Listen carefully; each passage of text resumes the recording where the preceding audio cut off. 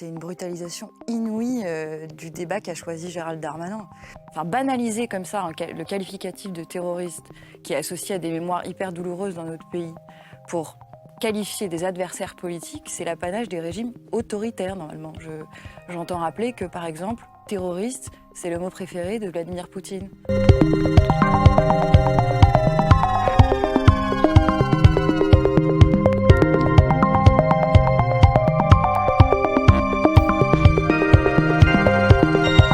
Si être terroriste intellectuel, c'est mettre des doutes sur la politique de maintien de l'ordre en France, alors à ce moment-là, l'ONU et le Conseil de l'Europe sont aussi des terroristes intellectuels, puisque eux-mêmes parlent d'un usage excessif de la force en France.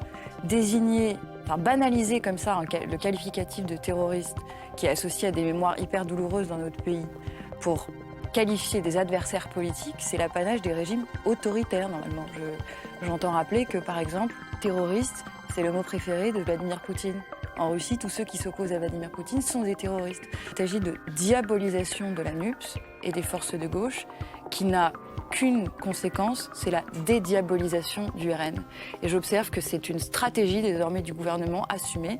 Quand on voit le discours qu'avait prononcé Elisabeth Borne à l'occasion du 49.3, elle passe 20 minutes à taper sur la gauche et elle a une phrase pour condamner le Rassemblement national. Et résultat, le Rassemblement national monte dans les sondages. Donc...